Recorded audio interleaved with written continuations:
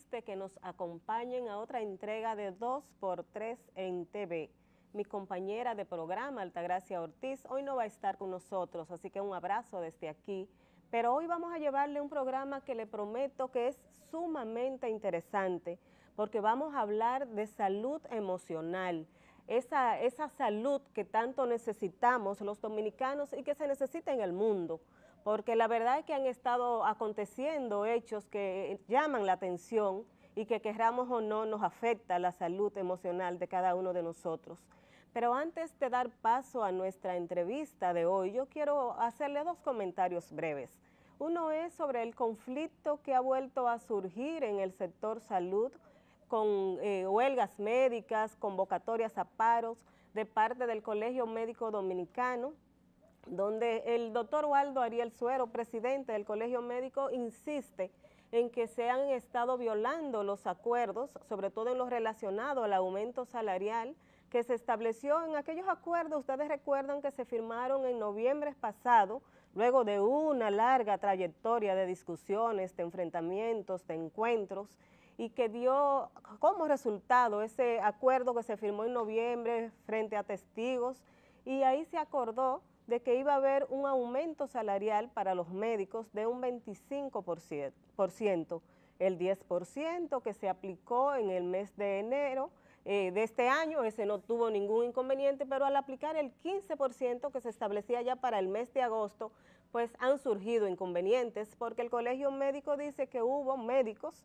alrededor de 5,000, dicen ellos, que no se le aplicó completo ese 15% y por tanto no alcanzaron ese 25%. Nelson Rodríguez Monegro, que ustedes saben que es el director nacional de salud, dice que no, todo lo contrario, que el gobierno sí ha cumplido con estos acuerdos y la verdad es que no se han podido poner de acuerdo. Parece que hay una interpretación de uno de los artículos de ese convenio que están llevando a conflictos y a paros médicos, y todo eso, como todos nosotros sabemos, a quienes perjudica es a los pacientes y sobre todo a los pacientes pobres, que son los que van a los hospitales de la red pública. Así que ojalá y se ponga fin a todo eso y ojalá y se lleguen a acuerdos. Otro punto que quería comentarles es eso con relación a la leptospirosis. Todos sabemos que luego de procesos de lluvia, de inundaciones, como las que ocurrieron en el país, sobre todo en provincias del norte del país, del norte y del este del país, después de eso pues surgen enfermedades, surgen brotes, y actualmente la preocupación de las autoridades está enfocada más que todo es en la leptospirosis. Sabemos que la leptospirosis es una enfermedad que se transmite a través de la leptospira, que es una bacteria que se obtiene cuando la persona tiene contacto con orina de ratas y otros animales contaminados, y que si es una enfermedad febril, empieza con fiebre, y si no se atiende a tiempo, pues sabemos que es una enfermedad que puede ser altamente mortal. Las recomendaciones han estado ahí, las autoridades hablan de la necesidad de que cada persona asuma su responsabilidad en cuanto a higiene, a cuidarse, de no introducirse a aguas sucias, pero también habla de la necesidad de que si alguien de su familia presenta fiebre, sobre todo si ha estado expuesto a esa situación, acudir inmediatamente al médico. Vamos a llevarnos de esto y vamos a evitar muertes. Así que con este mensajito nos vamos ahora a unos mensajes comerciales y regresamos en un momentito.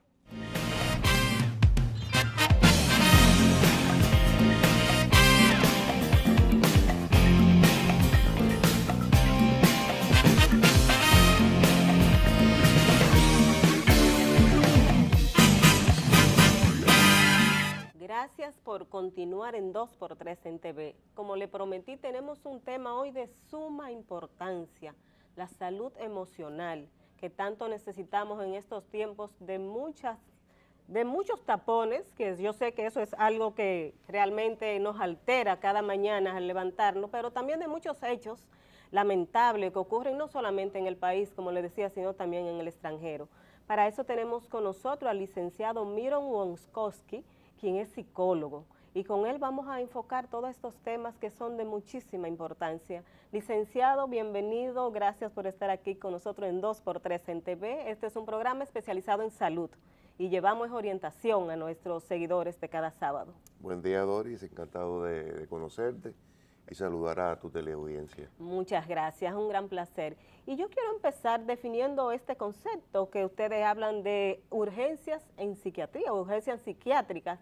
¿Qué es esto? ¿Es un centro, es un servicio, es un concepto? ¿Qué es urgencia psiquiátrica? Sí, urgencia psiquiátrica es una iniciativa de un grupo de profesionales de la salud mental, liderado por el doctor Héctor Guerrero Heredia, muy muy conocido, una persona un profesional de mucha reputación, sí, sí, y muy conocido en los medios de comunicación también. Así es, un comunicador. Correcto.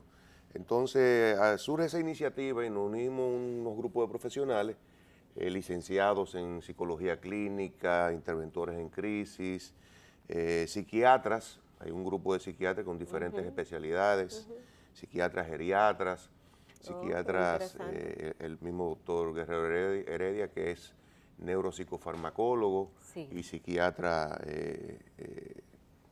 general también médico internista también, es el doctor Guerrero Heredia, y también tenemos psiquiatras, psicólogos, y tenemos también consultores en adicción, o sea que es bien completo, abarcamos todo lo que es la salud mental, terapia de familia, terapia de pareja, y todas las iniciativas que necesitan una intervención en referente a lo que se llama urgencia psiquiátrica. Urgencia psiquiátrica. ¿Y la gente cómo accede a ustedes? ¿Cómo la población llega a ustedes? Bueno, el teléfono es de acceso, el 809-623-0000. Ok. ¿Qué dan ustedes? ¿Dan orientaciones, dan consulta? ¿Hay ingresos si la persona los requiere? Sí.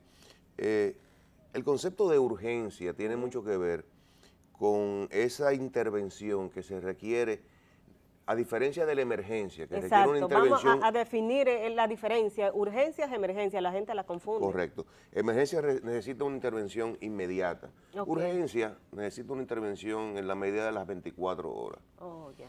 Y a ese teléfono se accesa, puede ser para solicitar una cita con el doctor o con cualquiera de los profesionales que están en el área, o por el contrario, una intervención en crisis, un intento de suicidio, una persona, un paciente esquizofrénico ya en crisis, en ese momento de crisis que necesita una intervención en crisis inmediatamente, y diferentes situaciones que se puedan presentar dentro de lo que es la salud mental. ¿Ustedes están en un centro específico, juntos o separados y van por consulta? ¿Cómo lo hacen? Bueno, las consultas están en el ensanche Julieta, en la calle Profesor Emilio Aparicio, esquina calle 8. Ahora, los internamientos, tenemos varios centros afiliados a nosotros, que nosotros hacemos la parte del internamiento. Muy bien. Quienes conocemos el sistema de salud dominicano sabemos de la gran necesidad, del gran vacío que existe en nuestro sistema de salud de atención de esta naturaleza, de atención de conducta humana, porque sabemos de dramas de familias que se le presenta una situación, sobre todo con adolescentes, que se daba ese gran vacío, niños, adolescentes, y no sabían dónde acudir, porque ¿qué teníamos? Teníamos hasta hace poco quizá el centro que ya no es el hospital psiquiátrico, que ya no es el hospital psiquiátrico, que fue transformado, pero había un gran vacío. Sabemos que se ha estado trabajando desde el Estado en la apertura de centros de atención en crisis, ¿verdad? Todavía hace falta, pero se está trabajando en eso. ¿Cómo surge esta idea? ¿Qué le preocupaba a ustedes como grupo de especialistas en ese momento que dan paso al surgimiento de esta idea? Fíjate, es importante hacer el señalamiento de que esto es una iniciativa privada. Sí, privada, sí. Porque muchas veces, al haber esta escasez de un servicio y de una respuesta del Estado Dominicano en ese sentido, muchas personas llaman buscando orientación. Perfecto. Claro, nosotros le damos la orientación dentro de lo posible, de acuerdo a la necesidad de la persona. Pero nosotros como iniciativa privada, lo que hacemos es que tomamos la información, le damos la orientación y nosotros como centro tenemos una respuesta eficiente en ese sentido. Perfecto. En todas las manifestaciones de crisis en salud mental. Porque ese vacío, doctor, no solamente para la población que acude a los centros públicos, el vacío también existe para la población del sector privado en el país, o existía, vamos a decirlo así. O sea que realmente ha sido una idea, una iniciativa que parece que ustedes vieron que realmente se necesitaba ese nicho. Porque fíjate, el profesional de la salud mental, sobre todo en la parte de psiquiatría, es un profesional hasta cierto punto conservador. Sí. Conservador donde los perfiles se mantienen generalmente muy conservadores. Entonces, esta iniciativa es una respuesta a que el público tenga acceso de manera rápida y eficiente y profesional. El doctor Guerrero Heredia vio esa iniciativa, nosotros nos unimos a esa intención de él y nos unimos. Ok, entonces, ¿cuántos profesionales por todo decía usted, doctor? Bueno, psiquiatras somos 4, psicólogos tenemos acceso hasta 18 psicólogos de acuerdo a la necesidad que podamos tener. Es bien amplio. Es bien amplio, con diferentes respuestas a la iniciativa. Por supuesto. Licenciado, ¿cuál es la diferencia? ¿Dónde está esa línea, se cruza esa línea entre el psicólogo y el psiquiatra? Porque la gente a veces dice, no, es un psicólogo, yo estoy viendo, o sea, va más fácil, pienso yo, quizás, se siente más conforme decir voy a un psicólogo que decir voy a un psiquiatra. Claro. Entonces, ¿cuál es esa línea? ¿Cuál es la diferencia entre estos dos profesionales? ¿Qué aportan? Fíjate, muchas personas confunden la idea de si es una cosa o la otra. Exacto. Y se da el caso de que en República Dominicana muchas veces la profesión se mezcla también. Los mismos profesionales mezclan la parte terapéutica o psicoterapéutica y la parte farmacológica es la que es la inherente al psiquiatra per se. La parte de la farmacología, la parte de elaborar un cóctel farmacológico que sirva a respuesta a una psicopatología, pero en la parte de la medicina. De la medicina. Sobre todo de la escuela donde viene el doctor Guerrero Heredia, que es la Universidad de Yale, que tiene un concepto biológico de la psiquiatría. De la psiquiatría. Entonces, él se auxilia a nosotros, aunque él tiene todos los entrenamientos también de la parte psicoterapéutica, pero nosotros manejamos ya lo que es la parte de psicología, que es el manejo de la conducta, del seguimiento del paciente, etcétera, etcétera. ¿El psicólogo no receta medicina? No. No. El psicólogo no. Hay algunas, por ejemplo, en México se da la corriente de que el psicólogo receta medicina. Y yo soy, particularmente yo, de aquí en República Dominicana, el psicólogo está dentro de la parte de humanidades de las universidades. De las universidades, pero cada día se está demostrando que el psicólogo, o la parte de la psicología, tiene una tendencia a irse a la parte de la medicina. De la medicina. Sobre todo por las imágenes, diagnóstico por imágenes, lo que es la neuropsicología, etcétera, etcétera. ¿El psicólogo entonces es como el consejero, podemos definirlo así? Bueno, es una parte. Es una parte de la parte de la psicoterapia. Si usted como psicólogo tiene un paciente, ¿en qué momento usted dice, no, ya yo debo referirlo al psiquiatra? O sea, ¿qué le dice a usted? Que ya agoté como profesional mi parte y debo referirla, porque a veces los médicos son medio celosos para referir un paciente a otro. Entonces, ¿cómo ustedes manejan eso como psicólogos? Bueno, fíjate, depende de la patología o depende de la condición que llegue el paciente, porque si es, por ejemplo, una terapia de familia, una terapia de pareja, donde uno no detecta síntomas psicopatológicos como depresión, ansiedad, trastorno del sueño, o cualquier otra enfermedad mucho más grave, por ejemplo, una bipolaridad, etcétera. Entonces no hay necesidad de referirlo al psiquiatra.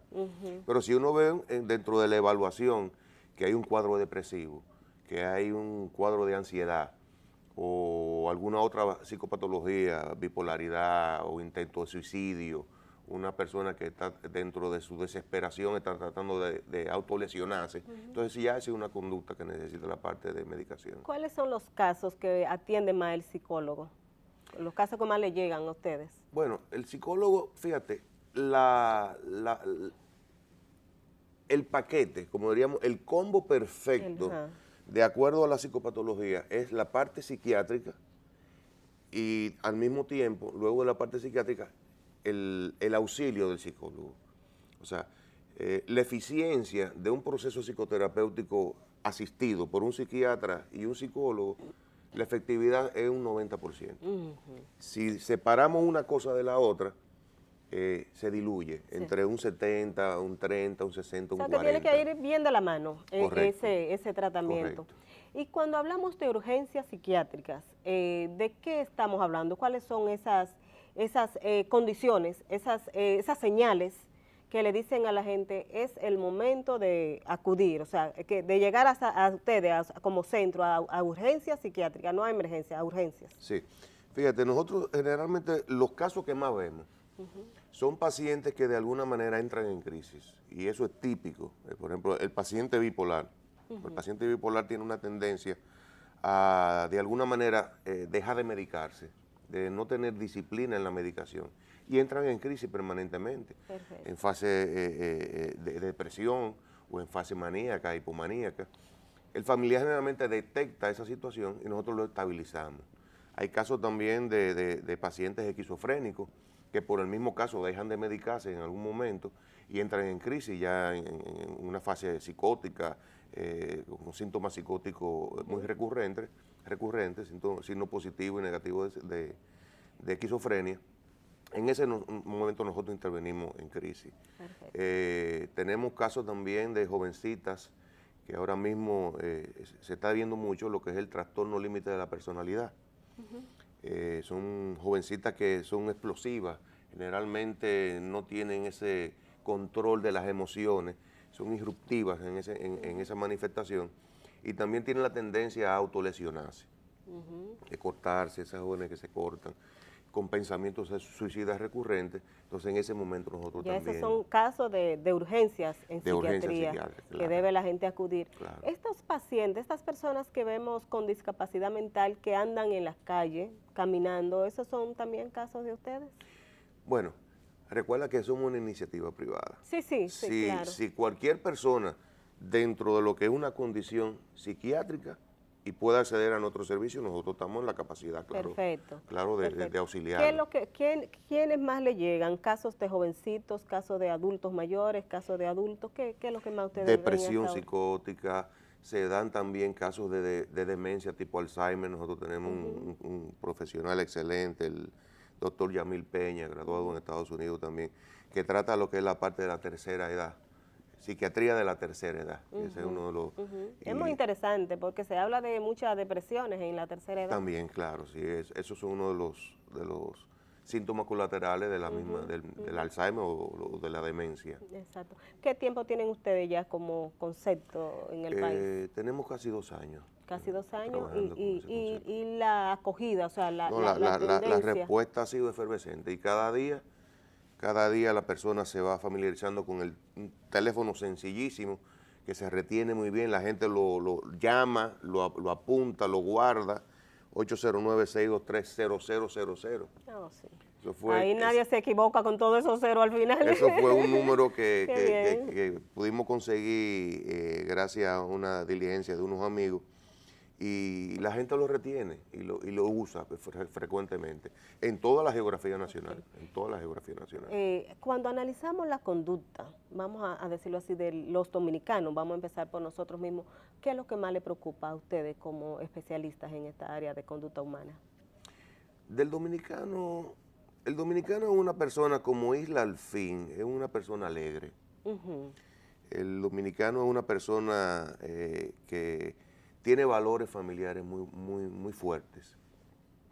Lo que sí que ahora mismo la depresión y la ansiedad por el ritmo de vida que nosotros estamos atravesando, y también la tendencia de la sociedad moderna, tanta politiquería, tanta consumismo, la competencia, eso también trae como consecuencia que las personas pone de manifiesto mucha ansiedad, mucha depresión, ese deseo de tener cosas y no conseguirlas. Licenciado, interesantísimo. Vamos a pedirle un permisito, nos vamos a una pausa y regresamos.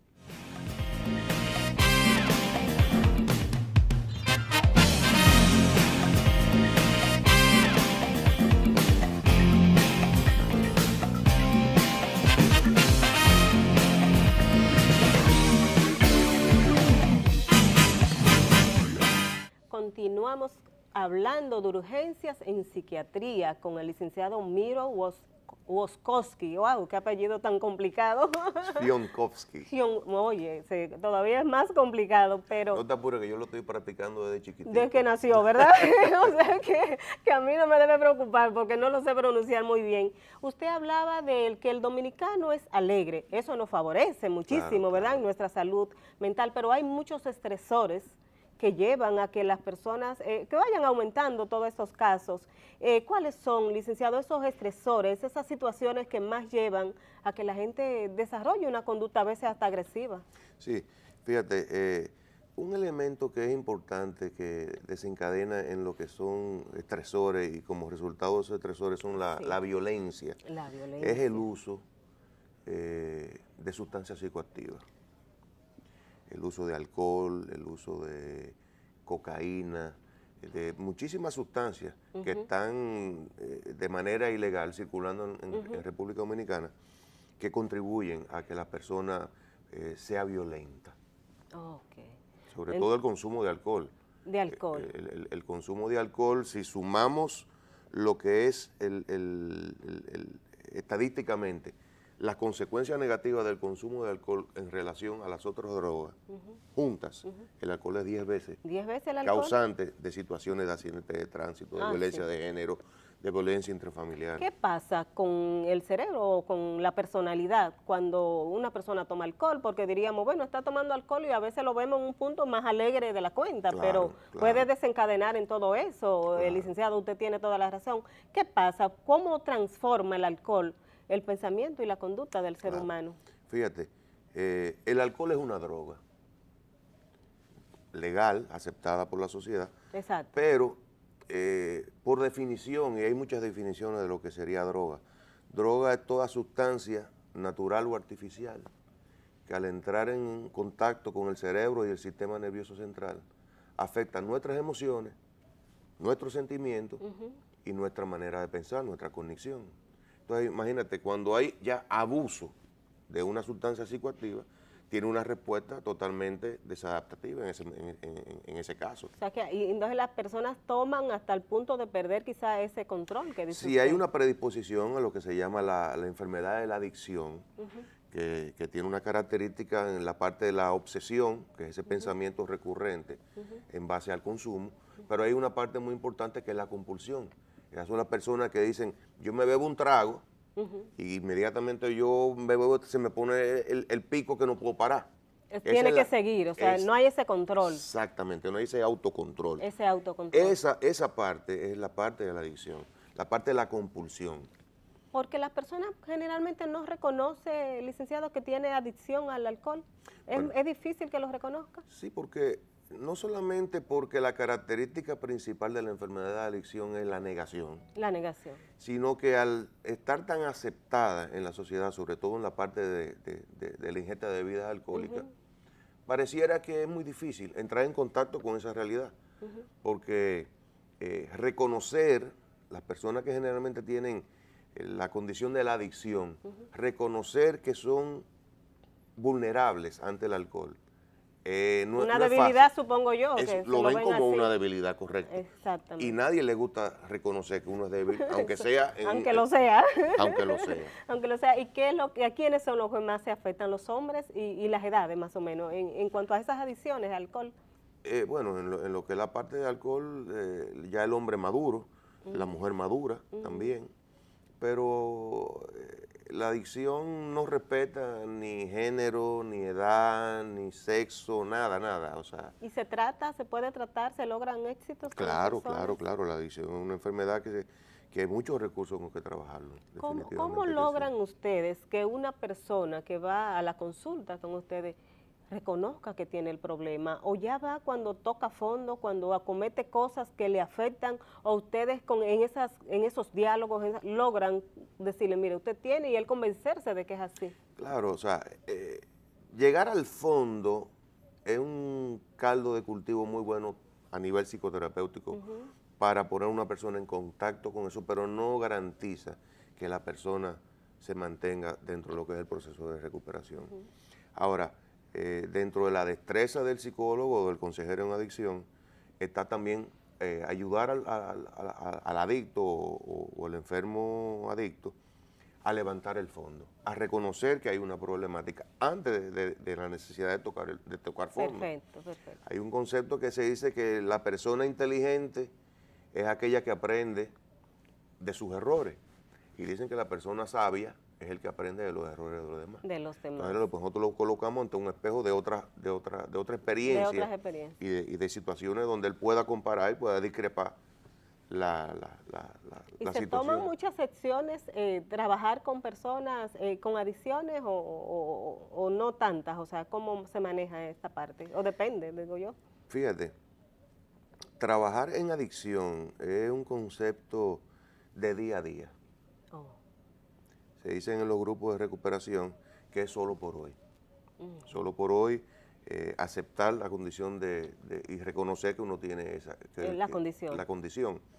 Entonces, hay grupos de apoyo, también en República Dominicana, Alcohólicos Anónimos, Sí, Narcóticos sí, Anónimos, sí. que al mismo tiempo nos ayudan a nosotros a desempeñar una mejor labor eficiente en ese sentido. Pero la adicción es una situación de día a día. ¿Y es frecuente en el país? ¿Ustedes ven casos con muchos frecuentes? De adicción, claro. ¿De adicción? Permanentemente, la ludopatía, también juegos de azar. Sí, ese otro. Compras compulsivas, toda manifestación obsesiva compulsiva, porque la definición de adicción es toda actividad que en esa obsesión y en esa compulsión trae como resultado algo en detrimento de la persona, algo perjudicial para la persona. Por eso hay casos de personas que hacer ejercicio es algo muy bueno. Pero si son excesivos, ¿verdad? Exactamente, entonces se lesionan. Y todo eso se trata, o sea, todo eso tiene solución, claro que sí, y ustedes lo tratan aquí en el centro, sí, ustedes claro que reciben sí. todos esos casos. Interesante. Y cuando nos vamos, licenciado, al comportamiento ya a nivel general, vemos casos, se dan casos, bueno, en Estados Unidos recientemente un caso de una persona que asesinó, vamos a decirlo así, 57 personas en un concierto, pero en Europa, destinos como Francia, que antes para la persona era la verdad que ir a Francia, pero se han dado casos y se dan casos de terrorismo, ya hay mucho miedo. ¿Cómo afecta eso a la salud mental de la población en general, vamos a decirlo así?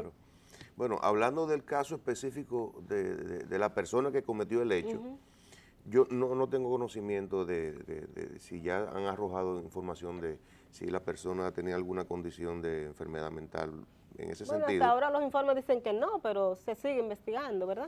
Bueno, lo más probable es que sí, porque una persona estable económicamente, difícilmente haga un acto de vandalismo de ese tipo. No solamente vandalismo, eso es una conducta totalmente antisocial. Sí. Ahora, ligado al terrorismo y al fanatismo religioso, se cometen muchos excesos. Sí.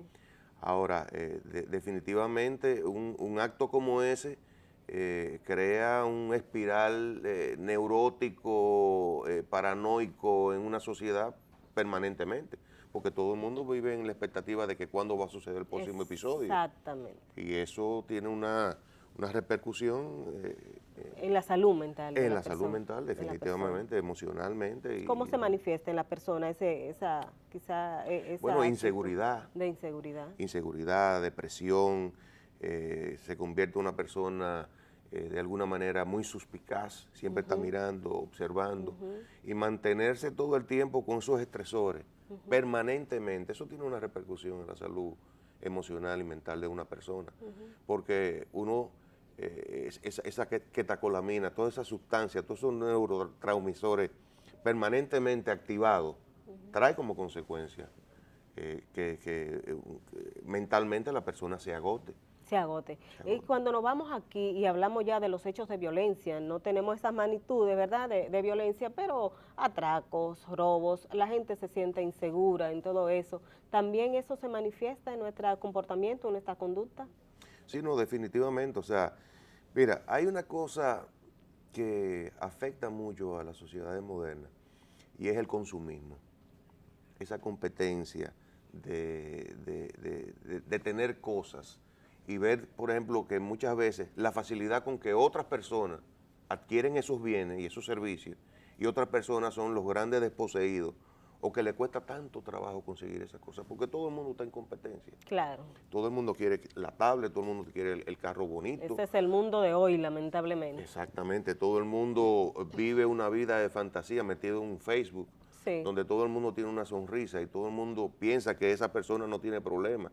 Es una cosificación de las personas. Ven a las personas como cosas agradables y que todo está muy bien. Y no se dan cuenta que dentro de esa persona también hay una carga emocional, hay miseria, hay inseguridades, hay fracasos, hay victorias, y la vida es eso, una amalgama de situaciones. Porque en Facebook subimos nuestro mejor rostro, ¿verdad? Exacto. ¿Verdad que nadie sube como, al menos que no sea anunciando una muerte, pero así generalmente la gente entonces entiende que esa es la vida de esa persona. Así es. Y por ejemplo, la misma juventud está creciendo con unos antivalores muy exacerbados. Sí. O sea, esos jóvenes piensan que si tú no tienes 200 millones de pesos y 60 carros y 7 novias, tú no sirves. Eso es verdad. ¿Cómo trabajamos con nuestros jóvenes para tener una mejor generación, quizá mejor que la que hayamos tenido nosotros? Mira, lo principal es nosotros como padres, revisarnos nosotros como padres y darnos cuenta que los hijos, independientemente de lo que más que uno pueda decirle en un momento dado, los hijos lo que ven es el ejemplo de lo que uno hace. Sí, sí, sí. Entonces, tenemos que empezar con nosotros mismos, revisarnos nosotros como padres y saber qué influencia nosotros le estamos, o qué información nosotros le estamos brindando a nuestros hijos a partir de nosotros mismos. Entonces, por ahí nosotros empezaríamos. O sea que tenemos una gran responsabilidad los padres, ¿verdad? Claro. Cuando vemos y analizamos el sistema familiar, uno detecta. El niño va como paciente identificado o el joven va como paciente identificado y nos damos cuenta que es simple y llanamente el resultado de un sistema que no están dando bien. Que hay carencia de afectos o esos afectos los manifiestan a partir de regalarle cosas y se pierde. Y entonces el joven se va desarrollando de una manera ausente, solo, donde la manifestación de cariño es si tú me das y si yo recibo. Y eso está afectando mucho la sociedad dominicana. ¿Qué hacen ustedes? ¿Trabajan con la familia en su conjunto cuando le llega un niño o un adolescente con situaciones que ustedes detectan que el mal, vamos a decirlo así, está en el núcleo? Claro, eso se trabaja a nivel sistémico, claro que sí. A nivel sistémico. En cuanto a los jóvenes, usted hablaba ahorita de jovencitas, decía usted, que llegan con lesiones, con situaciones. ¿Cuáles son los principales problemas que ustedes están viendo de salud mental que está afectando a nuestros jóvenes hoy día? Bueno, el tema del trastorno límite de la personalidad en jovencita. Eso es que baja autoestima, es eso, ¿verdad? Bueno, es parte de eso. Uno de los criterios a partir del DSM-5 es la baja autoestima, baja autoimagen, depresión en un 50%, un 60% de los casos de trastorno límite, la depresión anda rondando. El trastorno límite también no es puro per se, sino que también se pone de manifiesto el trastorno narcisista, el trastorno histriónico de la personalidad que converge junto con el trastorno límite de la personalidad, un ambiente invalidante durante la niñez. Eso invalidante, más o menos, ¿a qué le llaman ustedes? Bueno, un ambiente donde la violencia sea siempre recurrente, el papá abusando de la mamá abusando de la niña o declarándole todo el tiempo, tú no sirves, tú eres una persona que no eres inteligente. Sí. Y tiene mucho también, fíjate, hay una estadística que es muy interesante en el trastorno límite de la personalidad, que habla de que esas jovencitas que tienen el trastorno límite, en un 60% o un 70% de los casos, hay lo que se llama un abuso durante la niñez, un abuso sexual durante la niñez, ¿cierto o falso? Porque si bien en ocasiones puede ser cierto, pero muchas veces puede ser a nivel de percepción de la paciente, que entiende que fue abusada. Perfecto. Yo tuve un caso una vez de una muchacha, que es interesante, que ella decía que ella fue abusada 5 veces durante la niñez. Y cuando analizamos el caso, uno por uno, los sucesos, los eventos de supuestos abusos, nos dimos cuenta que no hubo. Que no hubo tal abuso. No hubo tal abuso, y eso descargó a la persona de una manera mágica. Porque o sea, era imaginación más era que todo. a nivel de percepción, ella lo entendía así, y nunca, no fue así. En realidad ella era muy subjetiva, y primero ya era una persona adulta en ese sentido, y ella propiciaba, pero era parte de su personalidad también, ponerse en esa posición como de víctima. Wow. Pero cuando lo analizamos, fue todo lo contrario. Licenciado, vamos a pedirle otro permisito, nos vamos a la última pausa y regresamos.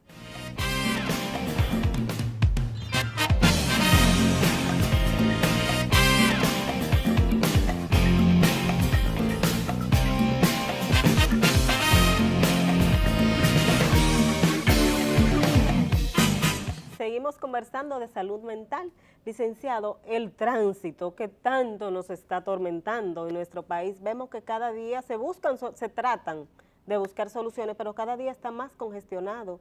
¿Qué nos provoca eso? ¿Nos puede enfermar, no solamente del corazón, que a veces decimos, bueno, nos va a dar un infarto en el medio de la calle, pero la salud mental nuestra, ¿nos afecta esta situación? Definitivamente que sí. Yo pienso que toda aquella persona que tiene un guía en la mano, de alguna manera tiene que desinfectarse emocionalmente.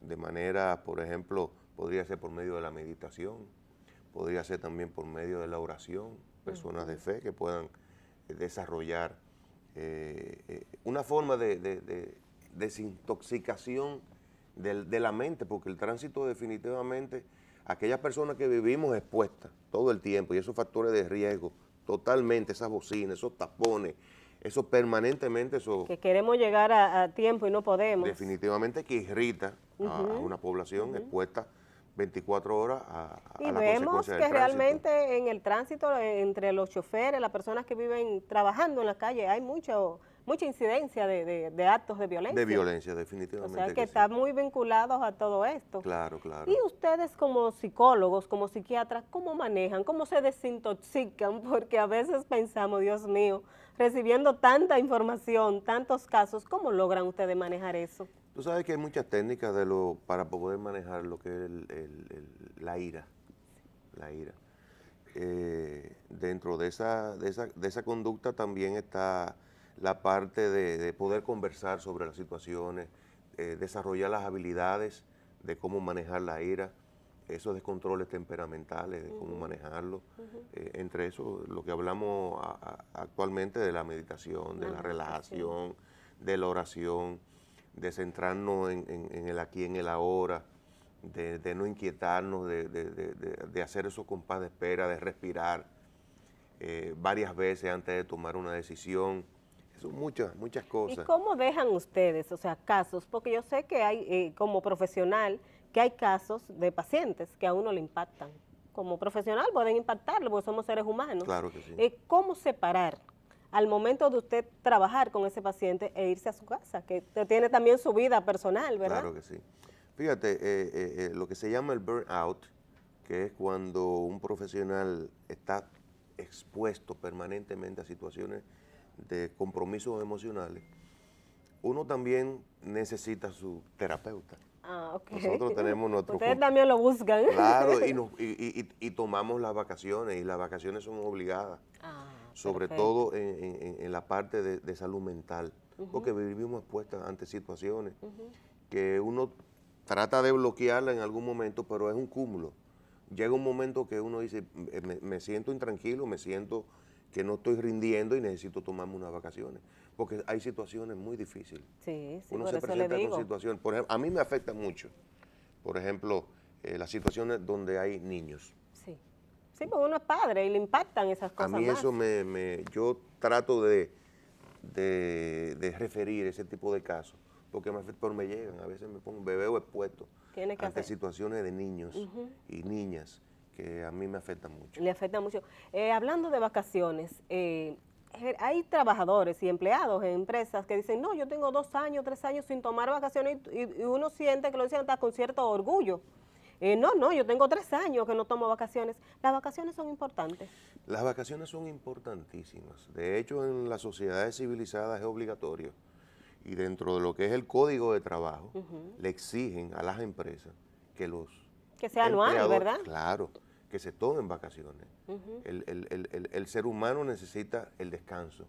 Así como también es importante el buen comer, el saber comer, lo más importante es el buen descansar, el buen dormir, el tomarse esas vacaciones donde tú puedas renovarte y cargar esas pilas.